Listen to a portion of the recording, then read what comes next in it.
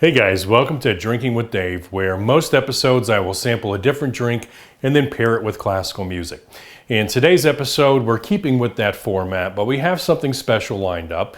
This will be the first episode featuring a wine. And the winery I chose is Caduceus. And if that sounds familiar, that's because it's Maynard James Keenan's winery. And the reason I chose this is not just because I'm a Maynard fan. I am, but let's be honest, most celebrity wines are pretty bad. And that's not the case here. And I would even be reluctant to call this a celebrity wine. And that's because his passion about winemaking is sincere. It's not just some side hobby or side business venture. He cares about the product. He's fully invested, and it shows. It's genuine. The wine we'll be trying today is the Kitsuné, and their description on their website says it is 100% Sangiovese from Wilcox, Arizona. If wine can have the power of transportation, here's your ticket to Tuscany's Montalcino. Like a good story, it holds your attention from start to end. So basically, this is like an old world styled wine created in the new world. And I'm very excited to try this because while Sangiovese is my favorite grape, I don't really drink New World wines.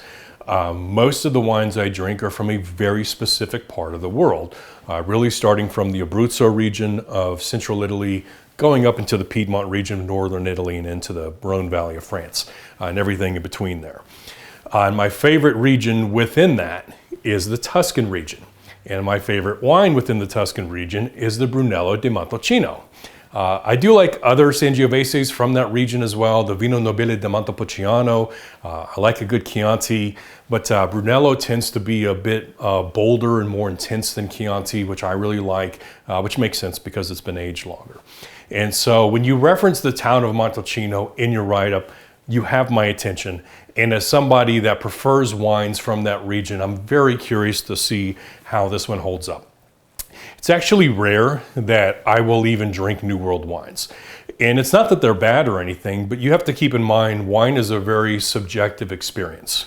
Everybody has a different palate, and you just have to trust what your palate is telling you.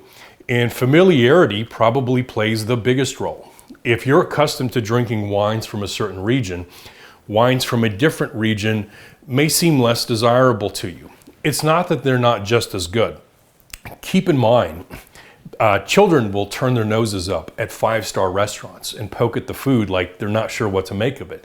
And that's because their palates have been accustomed to a certain type of food. And when it comes to wine, a lot of factors influence that outcome. Things like elevation, humidity, temperature, proximity to the equator, all of these things come into play. With that said, I probably yammered on far too long, so let's go ahead and just jump straight into the wine. All right, so I've already opened this bottle and sampled it. Frequently with whiskey videos, I might have an unopened bottle of whiskey and open it during the review and review it right off the bat. With wine, however, I feel it's more important to open the wine before you're ready to really give it a fair evaluation. Give it time to aerate and breathe a little bit. So let's go ahead and jump in here. Decent legs.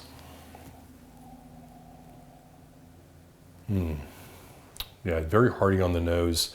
It's definitely styled more like a Brunello than a Chianti, at least on the nose. There's a rustic smell in here, a little bit of earthiness, also picking up some currants. It's very nice. Let's go ahead and have a taste.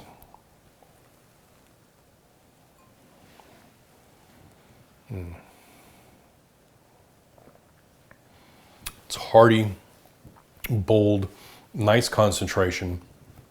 Boy, those tannins are really kicking in, creating a dry finish.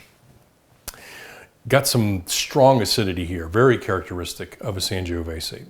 Also getting notes of red cherries, plums.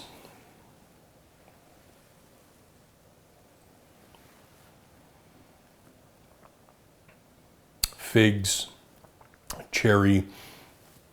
It's like a salty element in there, kind of reminds me of black olives.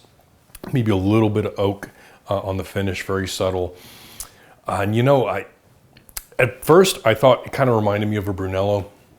As it develops, it definitely develops a little bit brighter than it begins. And oftentimes with Brunello, I'll also pick up, leather notes, a little bit of nuttiness. Not getting that so much on this, but this has great development. This is a good wine. And if you were to put this in my hands and tell me, here, try this, it's a Tuscan wine, I wouldn't even question you. So this is a great homage to the Old World. All right, so I am going to pair this with classical music, although the temptation to pair it with Maynard's music certainly was there. My first thought was that, hey, Disposition from the Lateralis album could make sense. The recurring line in that song is "Watch the weather change." Wine, of course, is tremendously impacted by the weather. Even on their website, whether you can buy an individual bottle or have to purchase a minimum quantity is dependent upon the time of year. Shipping wine from Arizona presents unique challenges that somewhat alleviate once the weather cools down. With that said, there wasn't really anything in the music itself that I thought could relate to the wine. I do like the song, I love the album, but it would really only be mentioned for the lyrics. So I am going with another Italian composer, Donizetti. And as always, I'll leave a link down in the description below if you want to check that out. I'm actually choosing the prelude to one of his operas, Lucia de Lammermoor. And I might leave two links. I might leave one to the prelude and then one to the Mad scene, which is the most well-known scene from that opera. But for comparison purposes, I'm going with the prelude. It starts slow but bold. It's haunting, nostalgic, it's somber.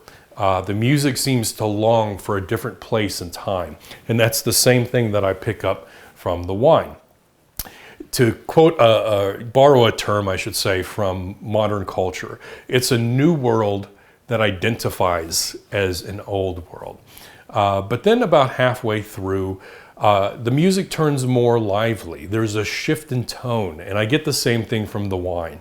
It starts meaty and bold, and then it starts to turn more lively as it develops. So anyway, that's my take on the Caduceus Kitsuné. Thank you guys so much for watching. Don't forget to subscribe and stay tuned for future episodes. Take care.